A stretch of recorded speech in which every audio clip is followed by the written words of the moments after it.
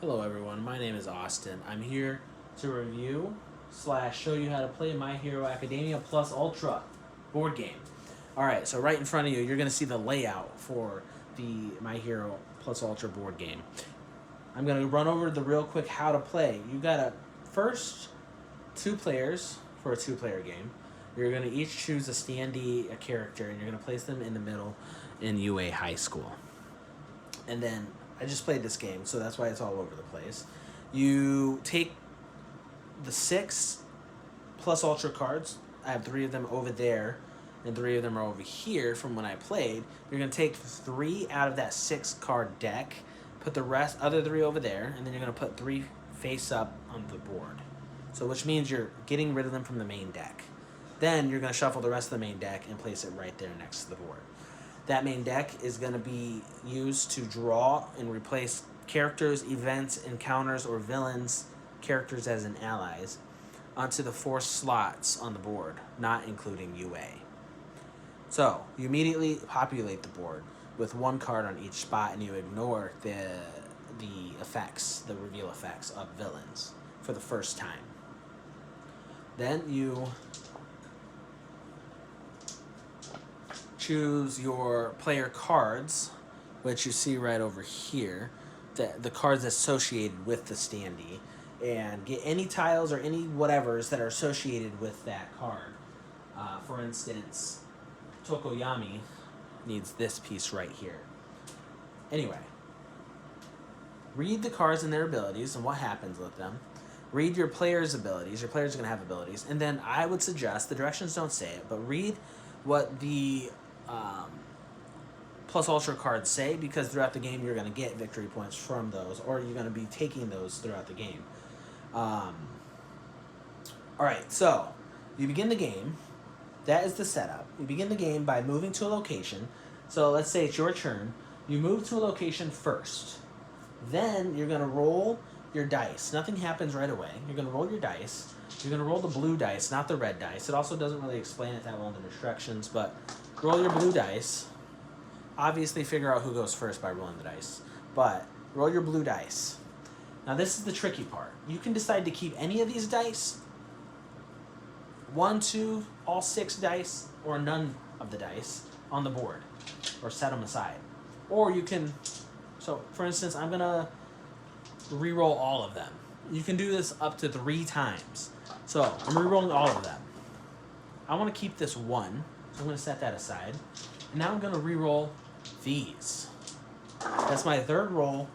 I don't roll again. There is another option, another caveat. You roll your 6 dice, right? That's your first roll. You want to keep these 2 stars and put them aside. The 3 2 stars. Now, you want to roll these. You decide, oh, I got 2 fists. I'm going to put those aside. I'm going to roll. I actually want to re-roll and get all 3 fists. So now you can re-roll on your 3rd turn all the dice, even the one you set aside, one last time. So now I just got 4 fists and a 3 and a skull. So now what you do is you go to the 3rd phase of the turn, which is spend the hero dice. And the direction booklet on the back shows you exactly how to do that. And you're going to do that in order. I would specify specifically in order, because if you do the fist and there's no villain there, so the fist punches the villain. If there's no villain to punch, you go to the next one. Hearts heal you. If you have no damage, you can't heal anything. The stars have their own ability, and then the skulls are going to have special effects if you're on a villain card, or you get 1 damage or 1 victory point you have to spend for every skull that you roll. And that's going to specifically be if there's no villain card. You're going to have to get 1 damage or do 1 victory point.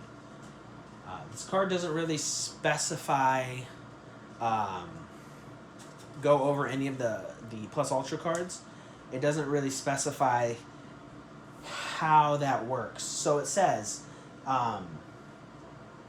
if you lose too much damage, so you have a stamina on your card, villains have staminas too, that's 7, that's your stamina.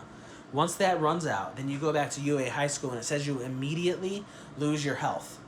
or you immediately lose 3 victory points, and you have to end your turn. But this directions say that you have to pay the dice before you do the effects on the card. And so that's the 4th phase, is resolve the card. Well, the resolve the card is how you lose the health, so it doesn't make any sense. It's almost pointless. Really, the only negative of going back to UA High School by losing all your stamina is losing 3 victory points. So anyway, then you resolve the effects on the cards. The cards are going to say specific things, where you have to either spend dice, or if you roll specific dice items, then you lose health, or they're all on the cards. And then finally, you end your turn by either taking the card if you defeated it, or the villain, or you got the ally into your on your side of the table, or the encounter card is complete, the event card's complete, you take that card, and it's the next person's turn. The game ends when someone has 20 victory points, and then you count up all the other points and everything that you get from plus ultras, and it's the end of the game. Whoever has the most victory points is the number 1 hero. I like this game. It's very simple. It's just certain things aren't really explained that well, and some things aren't really that bad. Like losing all, going back to UA High School doesn't really do much doesn't really do much to you, except make you lose 3 victory points. Thank you.